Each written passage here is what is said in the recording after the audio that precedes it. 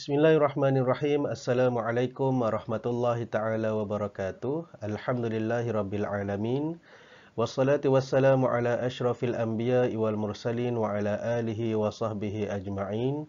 Qala rabbi shrah li sadri wa yassir li amri wahlul 'uqdatam min lisani yafqahu qawli. Subhanaka la ilma lana illa ma 'allamtana innaka antas samiul alim wa la haula wa la quwwata illa billahil aliyyil azim. Alhamdulillah, syukur kita kehadrat Allah Subhanahu Wa Taala kerana masih lagi diberi ruang dan peluang untuk kita sama-sama meneruskan siri bincang soalan UPKK, yang mana pada kali ini kita nak bincang berkaitan dengan soalan ulum syar'iyah, iaitu pada bahagian ibadah. Okey.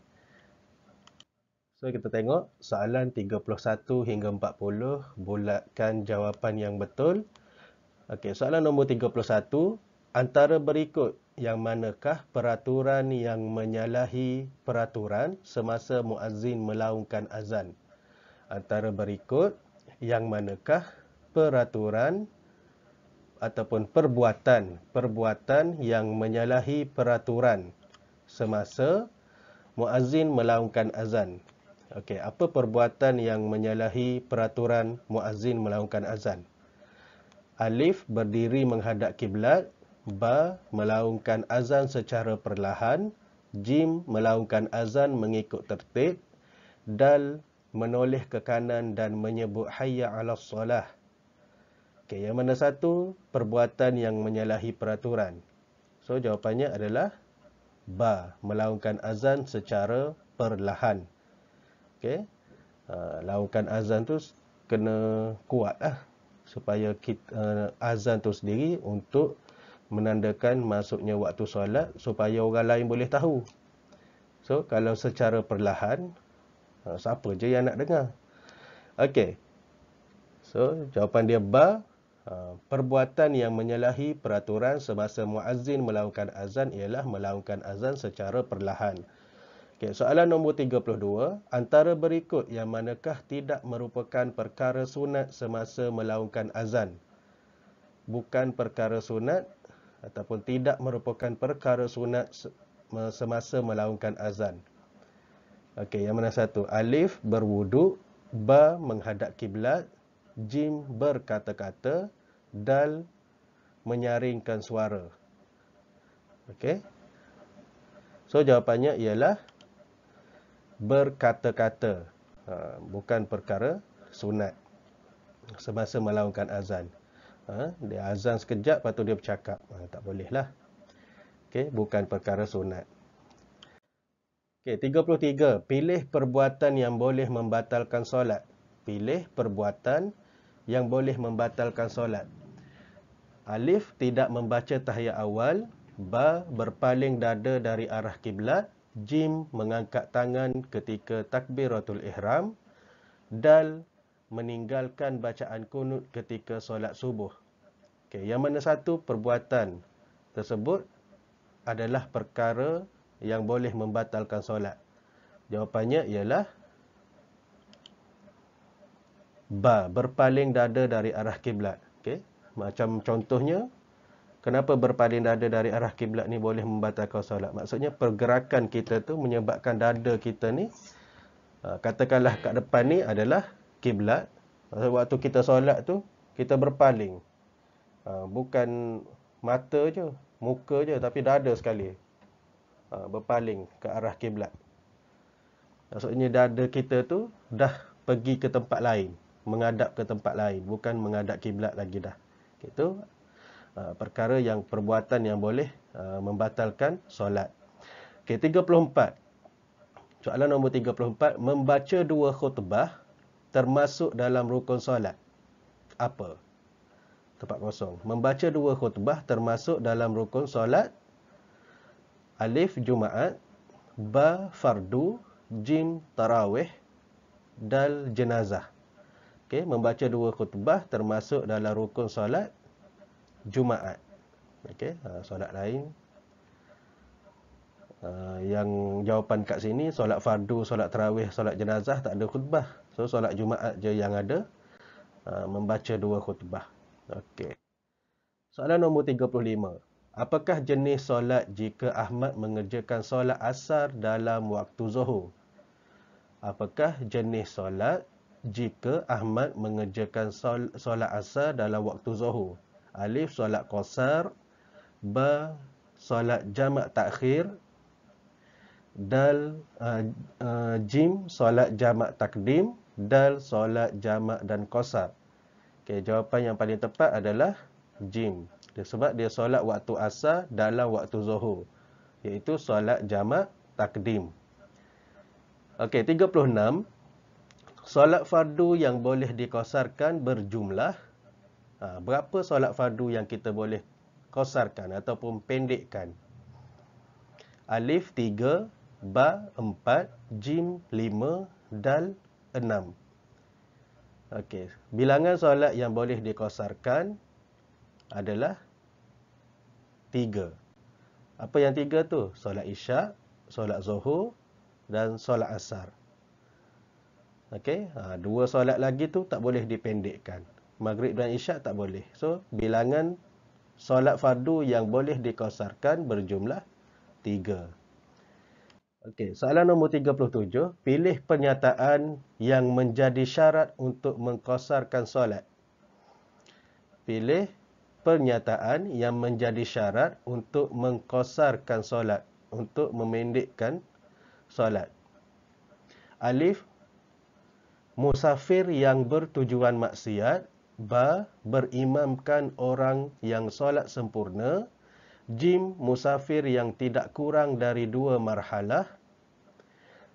Dal, solat yang dikosarkan itu terdiri daripada solat 2 dan 4 rakaat.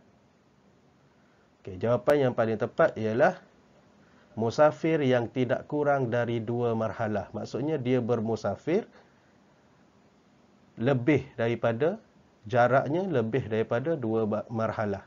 Ataupun 89 km. Okey, kalau jawapan alif tu kenapa tak boleh dikosarkan? Sebab dia bermusafir melakukan perjalanan untuk pergi ke tempat maksiat ataupun berimamkan orang yang solat sempurna. Tak bolehlah kita nak solat qasar tapi kita berimamkan dengan orang yang solat full rakaat, rakaatnya sempurna. Okey, kalau dal pula kenapa dia salah? Solat yang dikosarkan itu terdiri daripada solat 2 dan 4 rakaat. Ya, seperti yang kita tahu, solat 2 rakaat tak boleh dikosarkan. Solat subuh kan mana boleh qasar lagi dah. Nak pendekkan jadi berapa? Okay, so jawapan dia jim, musafir yang tidak kurang dari 2 marhalah. Maksudnya lebih daripada 2 marhalah. Okey, 38. Menahan diri daripada makan, minum dan melakukan perkara-perkara yang membatalkannya bermula dari terbit fajar sehingga terbenam matahari. Pernyataan di atas adalah berkaitan dengan pengertian alif azan, ba iqamah, jim solat, dal puasa. Okey, jawapannya ialah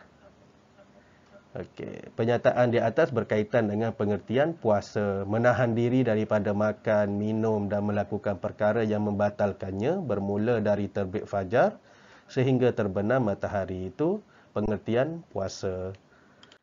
Okey, 39. Berikut adalah syarat-syarat wajib puasa kecuali, mana syarat-syarat wajib puasa? Kecuali, maksudnya yang bukan syarat wajib puasa. Bila ada kecuali ni maksudnya yang bukan syarat wajib puasa. Okey, yang pertama, alif baligh, ba berakal, jim Islam, dal musafir. So jawapannya adalah musafir. Orang musafir tak wajib puasa. Okey. 40. Antara yang berikut yang manakah syarat sah solat Jumaat? Antara yang berikut yang manakah syarat sah solat Jumaat? Alif, dilakukan di rumah. Ba, dilakukan secara berjemaah. Jim, ditunaikan sebelum 2 khutbah. Dal, ditunaikan sebanyak 4 rakaat. So, jawapannya adalah dilakukan secara berjemaah. Okey, soalan 41 hingga soalan 45. Pilih hukum yang betul berdasarkan situasi berikut. Okey, dia bagi hukum kat sini ada haram, harus, makruh wajib, sunat, tidak sah. Okey, hukum kat sini dia bagi 6 tapi soalan ada 5 je. Okey, so pilih betul-betul berdasarkan situasi berikut. Okey, 41. Ketika melakukan tayamum, Hasan menyapu tangan melebihi had wajib yang disapu. Okey, ketika melakukan tayamum, Hasan menyapu tangan melebihi had wajib yang disapu. Maksudnya, Hasan ketika dia tayamum, dia sapu tangan dia melebihi had. Patutnya sampai ke siku, dia lebihkan sikit sampai ke atas siku. Okey, sampai ke bawah ni. Lebih daripada had. Had dia dekat siku. Okey. Dia lebih. Okey, so apa hukum dia? Hukum dia adalah sunat. Okey. 42. Murid Y mandi wajib setelah keluar air mani kerana bermimpi. Murid Y ataupun seseorang itulah mandi wajib setelah keluar air mani kerana bermimpi. Hukumnya wajib. Kenapa? Sebab keluar air mani adalah perkara yang menyebabkan kita kena mandi wajib. So, hukumnya wajib. 43. Yusuf melakukan solat Jumaat secara bersendirian di rumahnya. Yusuf ni dia solat Jumaat seorang-seorang je kat rumah dia. Hukumnya adalah tidak sah. Okey. Kemudian 44. Hamzah tidur sepanjang hari ketika berpuasa di bulan Ramadan. Dia tidur je. Mungkin dia bangun tu waktu solat, lepas tu tidur balik sampailah berbuka. Okey, hukumnya adalah makruh. Okey, makruh tidur sepanjang hari. Okey, 45. Fatimah berbuka puasa Ramadan kerana bimbangkan keselamatan diri dan kandungannya. Hukumnya harus. Okey, harus. Bagi Fatimah tu sebab dia bimbangkan keselamatan diri dia dan kandungan dia. Harus. Hukum dia harus Fatimah tu berbuka puasa. Okey, seterusnya soalan 46 hingga 50, lengkapkan doa selepas azan dan iqamah di bawah. Okey, kita lengkapkan. Allahumma rabba hazihi da'wati tammah wassalatil qa'imah ati sayyidana Muhammadanil wasilata wal fadilah wa ba'ashu maqamam mahmuda lilladzi wa'atta innaka la tukhliful mi'ad. Okey, jawapan dia dah bagi kat sini. Mi'ad, Muhammad, maqaman, tamah, al-qa'imah. So, kita just masukkan balik je jawapan-jawapan dia ke tempat kosong. Okey, sekali lagi kita baca. Allahumma rabba hazihi da'wati tammah wassalatil qa'imah ati sayyidana Muhammadanil wasilata wal fadilah wa ba'athu maqamam mahmuda lilladzi wa'attah innaka la tukhliful mi'ad. Okey, selesai doa selepas azan dan iqamah. Okey, soalan seterusnya, tandakan right pada anggota yang betul dan pangkah pada anggota yang salah. So, yang pertama dia ada gambar anggota wuduk. Lepas tu dia kata dia ada anggota tayamum.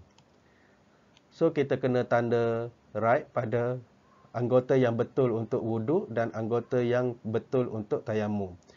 So, kita tengok nombor 51. Gambar ni anak panah dia tunjuk ke arah kaki. So, kalau kaki ni anggota wuduk ke tak? Okey, kaki anggota wuduk. So, kita tanda right. Kemudian 52. 52, dia bulatkan anggota ni adalah tangan hingga ke siku. So, tangan hingga siku adalah anggota wuduk kan. Okey, so kita tanda right pada anggota wuduk. Kemudian 53, anak panah ni dia bulat, dia tunjuk ke arah lutut. Lutut ni anggota wuduk ke? Tak kan? So, kita tanda pangkah. Okey, seterusnya 54 anggota tayamum pula. Anggota tayamum. So kaki. 54 ni ditunjuk ke arah kaki.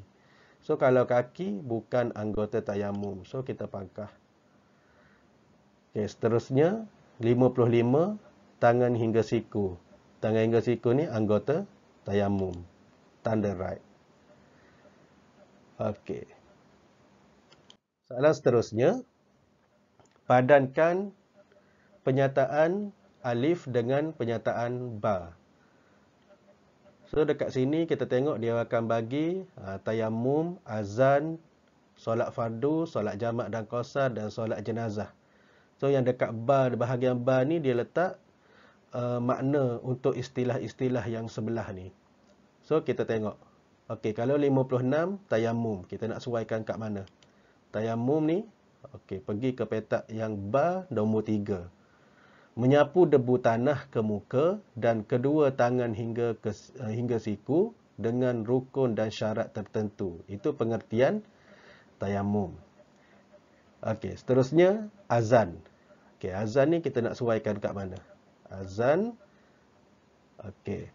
Lafaz yang khusus sebagai satu pemberitahuan masuk waktu solat fardu. Okey, itu azan. Kemudian 58 solat fardu. Okey, kita sesuaikan kepada pengertian solat fardu. Perlakuan serta pengucapan yang dimulai dengan takbiratul ihram dan diakhiri dengan salam. Okey. Seterusnya 59 solat jamak dan qasar. Solat jamak dan qasar, mana pengertian dia? Okey, atas sekali. Menghimpunkan dua solat dalam satu waktu dan memendekkan solat yang 4 rakaat kepada 2 rakaat. Okey, itu pengertian solat jamak dan qasar. Kemudian 60 solat jenazah. Okey, kita sesuaikan kepada dia punya pengertian, dikerjakan ke atas mayat orang Islam setelah dimandi dan dikafankan. Okey, selesai. Soalan 61 hingga soalan 65. Okey, 61, tulis nama solat berdasarkan lafaz niat di bawah. Tulis nama solat berdasarkan lafaz niat di bawah. Okey, alif, usalli fardhu zuhri arba'a raka'atin adaan lillahi ta'ala. Okey, ini adalah lafaz niat bagi solat zuhur. Okey, soalan ba, usalli fardal asri arba'a raka'atin adaan lillahi ta'ala. Usalli fardal asri arba'a raka'atin adaan lillahi ta'ala. Ini lafaz niat solat. Okey, solat asar. Yang atas solat zuhur, yang bawah ni solat asar. Lafaz niat dia. Okey, soalan 62. Perkara sunat dalam solat fardu terbahagi kepada 2. Tulis 2 bahagian tersebut berdasarkan situasi di bawah. Okey. Yang pertama, Ali membaca doa iftitah selepas mengangkat takbir. Okey, kalau doa iftitah ni, okey, keyword dia adalah doa iftitah. Doa iftitah ni sunat apa? Sunat hayat. Okey, sunat hayat. Okey, kemudian ba, Ahmad melakukan sujud sahwi kerana terlupa membaca doa kunut. Okey, keyword dia adalah doa kunut. So doa kunut adalah perkara sunat ab'ad dalam solat. Okey. Seterusnya, tulis 2 hikmah solat fardu. Apa hikmah kita solat fardu? Yang pertama adalah untuk kesihatan. Solat ni juga adalah merupakan perkara untuk menyihatkan badan, untuk kesihatan. Yang kedua, membentuk peribadi berakhlak mulia. Membentuk peribadi berakhlak mulia. Okey. Seterusnya 64, apakah cara solat yang boleh dilakukan ketika berada dalam kapal terbang? Okey, sama ada dalam keadaan berdiri kalau boleh berdirilah. Okey, ataupun dalam keadaan duduk. Okey, dalam keadaan duduk atas seat dekat kapal terbang tu, kita angkat takbir. Solat sambil duduk. Okey, 65. Jawab semua soalan berdasarkan situasi di bawah dengan jawapan yang betul. Okey, nombor 1 ataupun alif. Okey, kita baca situasi dia. Ahmad bermusafir untuk menziarahi nenek di kampung sejauh 100 kilometer. Dalam perjalanan, Ahmad telah menunaikan solat maghrib dan isyak secara jamak dan qasar. Nyatakan hukum solat maghrib yang dikosarkan oleh Ahmad serta alasannya. Okey, jawapannya adalah hukumnya mengkosarkan solat maghrib ni adalah tidak sah kerana solat maghrib tidak boleh dikosarkan. Solat yang boleh dikosarkan hanya solat 4 rakaat. Tetapi soalan dia nyatakan hukum solat maghrib yang dikosarkan oleh Ahmad serta alasan dia. Dia nak berkaitan dengan solat maghrib sahaja. Okey, so kalau solat maghrib dikosarkan, hukumnya tidak sah lah. Kerana solat maghrib tidak boleh dikosarkan, dipendekkan. Okey. Seterusnya, Umar mengalami kemalangan jalan raya yang teruk. Nyatakan 2 cara solat orang sakit selain daripada solat secara duduk. So, Umar ni boleh solat dengan cara baring menelentang ataupun yang kedua, baring mengiring. Ataupun kalau teruk lagi dia punya tu sampai tak boleh bergerak dia punya anggota badan, kita boleh tulis solat menggunakan isyarat mata. Seterusnya, Azizah telah disahkan oleh doktor mengalami penyakit gastrik dan dia tidak berpuasa di bulan Ramadan. Apakah hukum tidak berpuasa dan alasannya bagi situasi di atas? Hukumnya adalah harus. Alasan dia sakit yang serius. Okey, sakit yang serius. Okey, seterusnya nyatakan 3 rukun solat di atas. Nyatakan 3 rukun solat di atas. So kita tengok gambar ni adalah gambar orang sedang solat jenazah. Okey. 3 rukun solat di atas. Antara rukunnya ialah niat, berdiri tegak, 4 takbir. Bolehlah tambah lagi baca Al-Fatihah ke, selawat ke, mendoakan jenazah ke. Okey. So ni kita tulis yang ni lah. Niat, berdiri tegak, 4 takbir. Kemudian soalan 2, di manakah kedudukan imam jika jenazah adalah lelaki? Di manakah kedudukan imam jika jenazah adalah lelaki? So kita boleh rujuk pada gambar yang saya dah letak ni, kedudukan mayat ketika solat jenazah. Okey, gambar yang ni Okey, so jawapannya ialah kedudukan imam setentang dengan kepala jenazah. Okey, so kalau kita tengok dalam gambar ni, okey, ni imam kat depan ni, tengok dia punya kedudukan. Maksudnya kalau mayat tu, jenazah tu adalah lelaki, maka kedudukan imam di antara dada hingga ke kepala jenazah tu. Okey, kalau jenazah tu perempuan, kedudukan imam adalah di tengah-tengah. Okey, di tengah-tengah ni. Okey, itulah. Ni kiblat. Boleh rujuk gambar tu. So, fahamlah kita di mana kedudukan imam ketika solat jenazah. Kalau jenazah lelaki, kedudukannya macam ni. Kalau jenazah perempuan, dekat sini. Tengok, ni arah kiblat. Okey, baiklah. Dan saya rasa itu sahaja apa yang kita boleh kongsikan berkaitan dengan menjawab soalan ibadah untuk UPKK. Semoga video ini dapat memberi manfaat untuk anak-anak pelajar yang akan menduduki ujian UPKK. Okay, wallahu alam bisawab. Assalamualaikum warahmatullahi taala wabarakatuh, dan kita jumpa lagi di video yang akan datang.